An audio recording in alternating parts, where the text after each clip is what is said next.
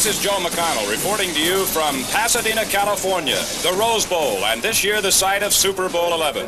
For the third time now in the last 4 years, the Minnesota Vikings have been to the Super Bowl. It's a ball. Super Sunday, a day for champions. Another year, another title for the Minnesota Vikings.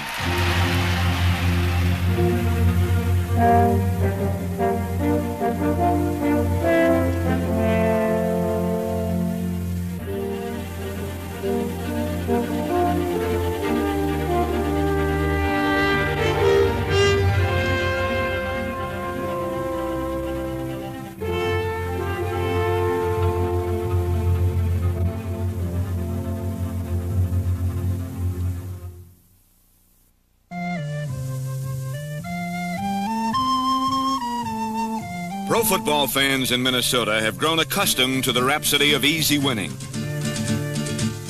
The Vikings have won the Central Division Championship 8 out of the last 9 years, and the race usually isn't close.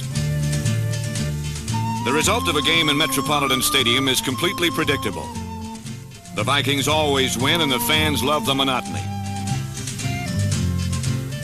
It's like a movie buff watching Casablanca for the 100th time. Play it again, Vikes.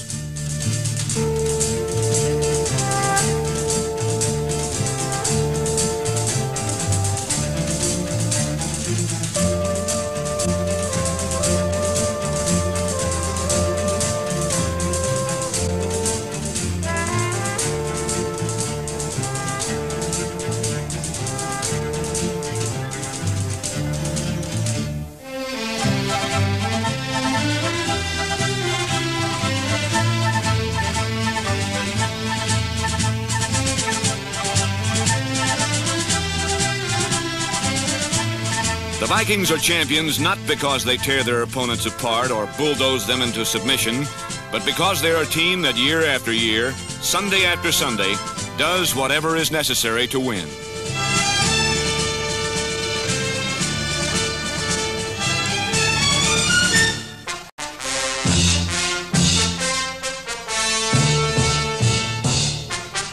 The Vikings are like a rubber raft. Every time someone pushes them down in one spot, they bob up in another. Stop the run, and they'll win with the pass.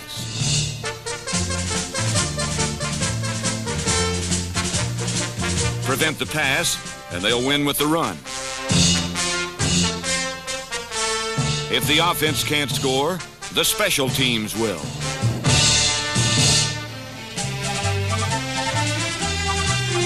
The Vikings win because of the big things, but also because of the little things.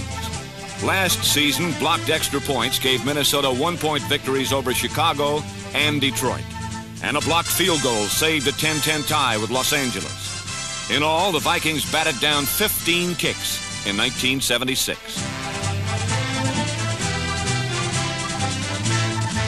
So the Viking mystique can only be explained in bits and pieces. There is no one thing. There never is. One large piece, however, is head coach Bud Grant, known to the sporting world as the Great Stone Face. But to those who have played for him, he is no mystery.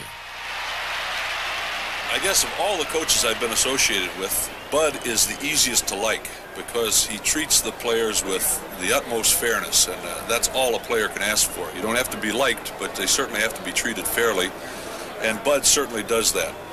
He also is the best coach I've ever seen at evaluating what his personnel can do. He never asks them to do more than he thinks they're capable of doing. He's been accused of not having emotional teams, and I think there's a reason for that. Emotion is great if you win a game, but where do you go if you're all sky high and piped up and you happen to lose? It's difficult to come back from one of those kinds of efforts. Bud would rather see his team reach a particular level of competence, something that he knows he can count on week in and week out, and from there he can build and do the things that he has to do to win a game. He's not nearly the cold man that people think he is. He's a very warm and feeling person, but he has tremendous self-control and doesn't show it to people he doesn't want to. To win and endure, says Bud Grant, you don't have to be brilliant, just determined. When the Vikings have the football, Grant's determination is translated into ball control. Minnesota ranked 6th in total offense, but they led the league in ball control, running more plays per game and moving the ball more consistently than anyone else.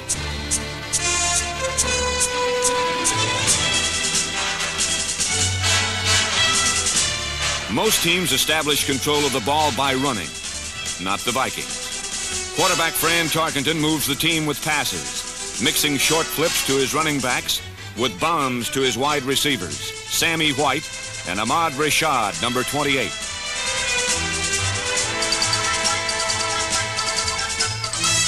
In 1976, Tarkenton led the NFL in completions, and despite his penchant for throwing anywhere at any time, he almost never threw the ball to the wrong team. Only 8 of his 412 passes were intercepted. Tarkenton does not throw perfect spirals, but he never did. Spirals are knuckleballs, though. He has completed more passes for more yards and more touchdowns than any quarterback in history.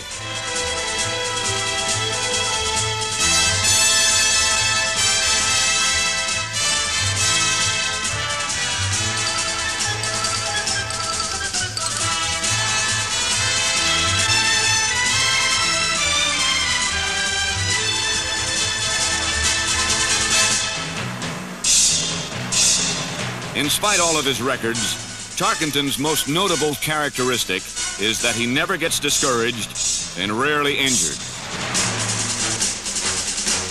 He gives you the impression that there is no situation in football he hasn't seen or can't find some way to salvage.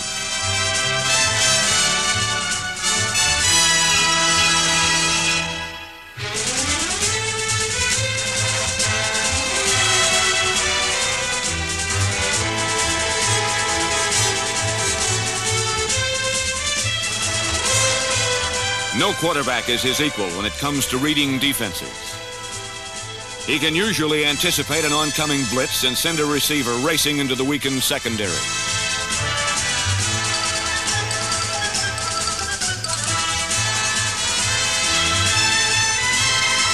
While the Vikings use their receivers on a wide variety of pass routes, their running backs work a mean one-way street.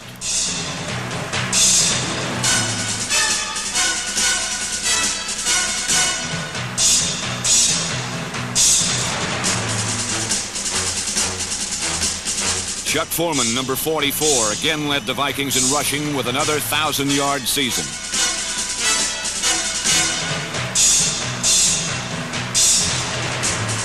Along with Foreman, Minnesota used Brent McClanahan, number 33, Robert Miller, Ron Gross, and Sammy Johnson, number 48.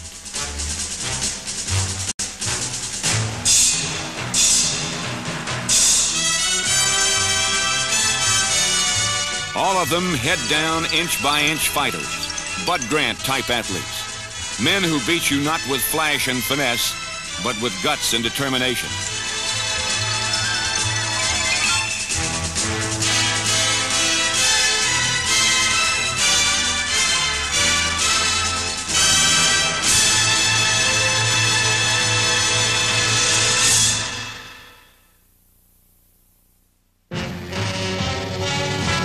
The rugged heights of pro football are not conquered by offense alone.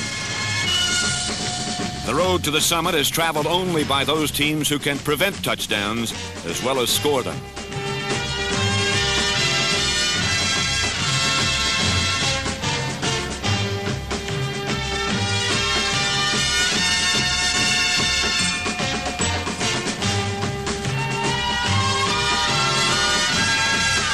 In 1976, the Vikings permitted the fewest points in the NFC.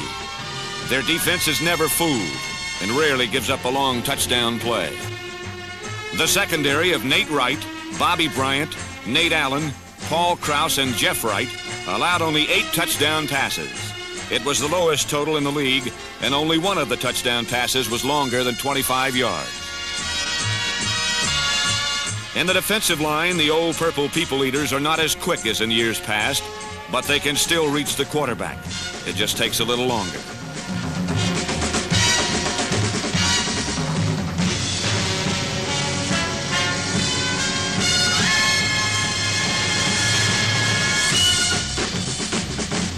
tackle Alan Page, number 88, is still the leader.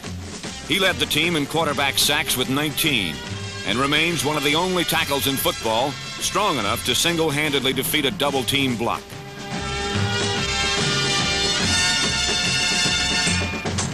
Page's exploits have tended to obscure the solid contributions of the Vikings' other tackle, Doug Sutherland, number 69.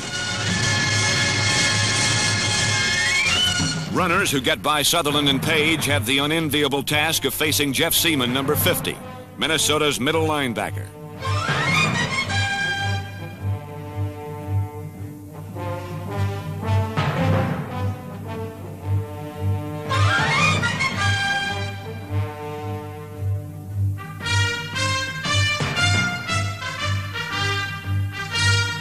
The Viking linebackers do not play an attacking type defense. They rarely blitz. Instead, corner linebackers Wally Hilgenberg and Matt Blair, number 59, lay back and concentrate on pass coverage.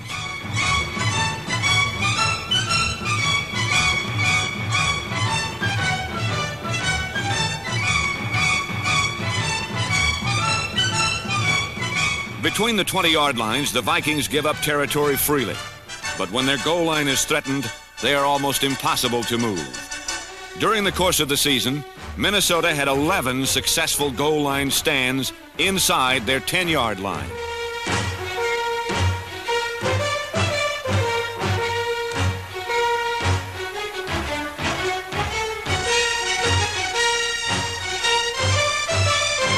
Minnesota's crafty veterans sag and bend, but never collapse.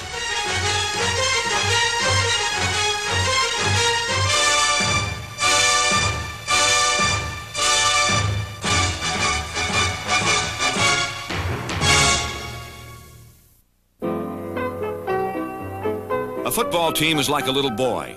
Every year it changes. During the last 2 seasons, Minnesota has added 25 new young players, and behind every Viking starter is a capable replacement. Against the Pittsburgh Steelers, Bob Lee replaced Fran Tarkenton and won the game with a touchdown pass to Ahmad Rashad.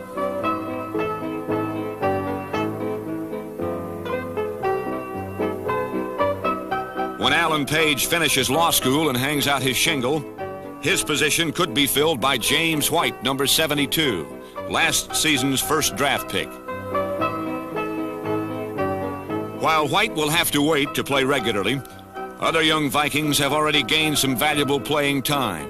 Men like Doug Dumler, Neil Claybo, Wes Hamilton, and Mark Mullaney, number 77. And still others like Wendland Hall and Fred McNeil, number 54.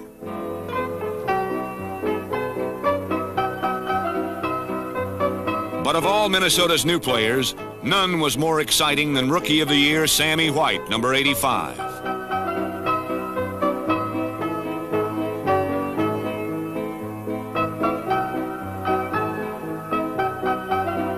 White's youthful exuberance led to some mistakes, like doing a one-handed celebration 5 yards before the goal line. But by the season's end, he had reached the end zone with the ball 10 times, more often than any receiver in the NFC.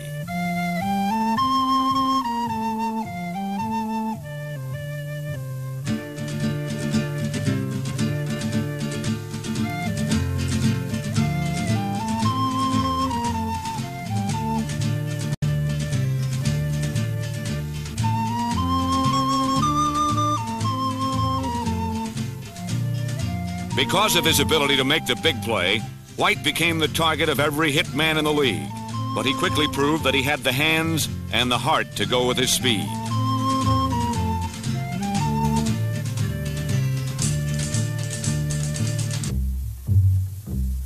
Beneath the sparkling surface of new young stars flows the strong tide of proven experience.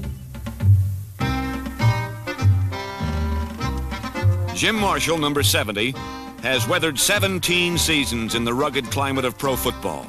He has started every game the Minnesota Vikings have ever played and established a record of endurance that may never be matched.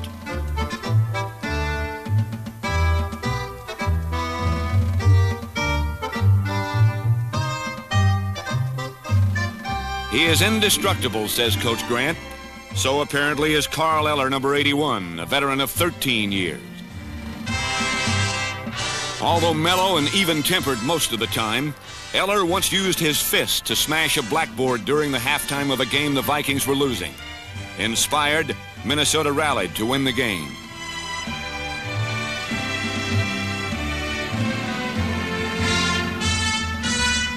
So here in the Northland, the symbols of time come together.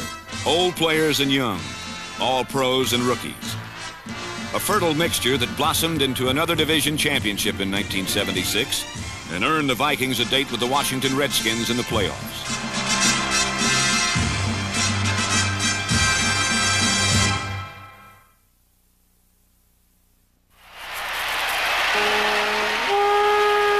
The late season drive that got the Redskins into the playoffs had some people calling Coach George Allen's squad a Cinderella team.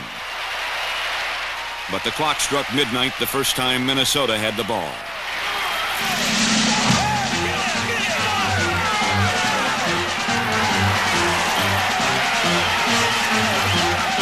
A 41-yard dash by Brent McClanahan set up the first of 5 Minnesota touchdowns. Stu Voigt scored it on a pass from Fran Tarkenton. 5 minutes later, the Vikings increased their lead when Sammy White grabbed a deflected pass for a touchdown.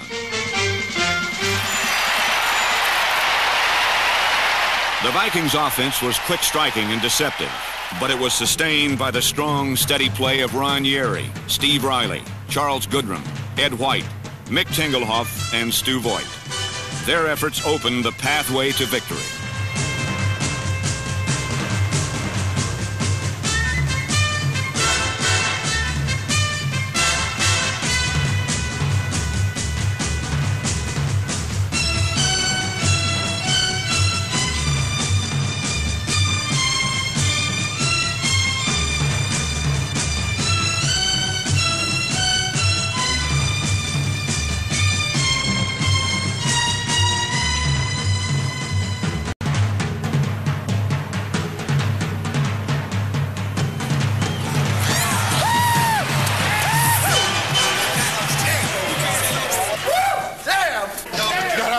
How bad you want it, and I believe that.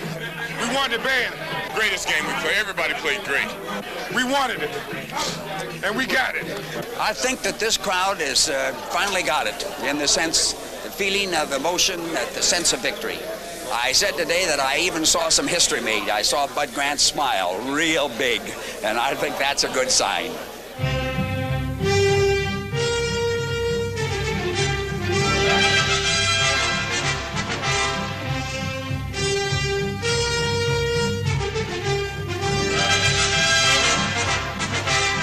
For the second time in 3 years, the championship of the National Conference would be decided in a game between the Los Angeles Rams and the Minnesota Vikings.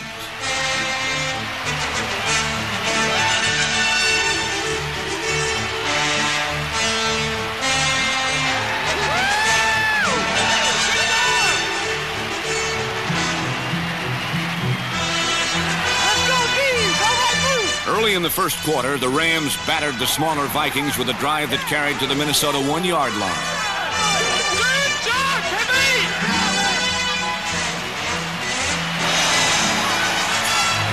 A quarterback sneak by Pat Hayden on 3rd down left the Rams 6 inches from the Minnesota goal line. Chop! 6 inches! The fury of the Viking defense persuaded Ram coach Chuck Knox to try for a field goal instead of a touchdown. Dempsey in to try for the field goal. This is a chip shot. There's a snap a bit high. The ball is down. The kick is blocked. It's going to be a touchdown. The Vikings are going to score. It's Bobby Bryant. At the 50 to 40, the 35 to 30, the 25 to 20 to 15 to 10 to 5. Touchdown on a blocked field goal. Nate Allen blocked it. Bobby Bryant scooped it out and goes the distance. Unbelievable. Bryant's touchdown served as a hinge on which the game turned. In the second quarter, Fred Cox kicked a field goal. And this 62-yard run by Chuck Foreman set up another touchdown which expanded Minnesota's lead to 17-0.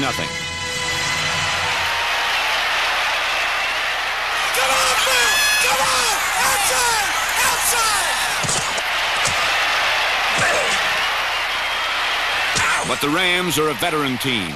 They have won 4 straight Western Division titles, and they do not give up easily. The Rams' defense forced 2 turnovers, and their offense converted both of them into touchdowns. The inspired Rams trailed by only 4 points, but their high hopes were dashed on the rocks of the Viking defense.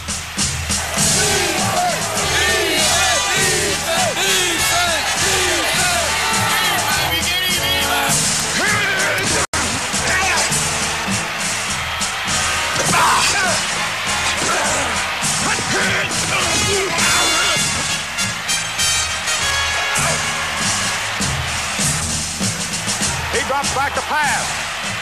He has protection. Throws a long one over the middle. Intended for his play. Intercepted by Bobby Bryant. Bobby Bryant with his second interception of the game. Double wing to the right side, and Francis will throw. Caught by Foreman at the 45. He's to the 50. Breaks away the 45 to 40. 35-30. 25-20.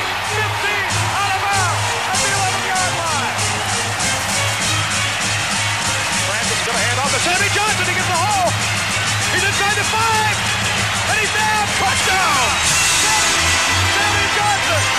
Like the Super Bowl bound.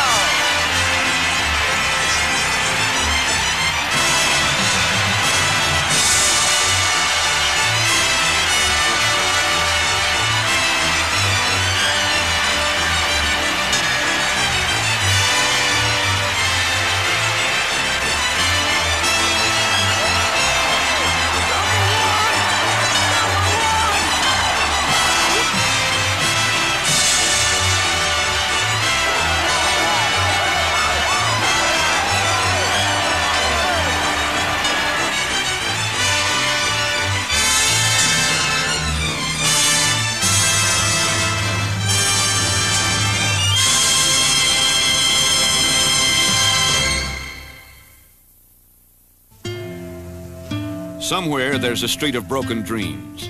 If you can't find it on the map, ask any Viking fan. He'll tell you it leads to the Super Bowl. The Vikings were 1 victory away from their greatest season ever. But the magic moment flickered and vanished, and the World Championship belonged to the Oakland Raiders.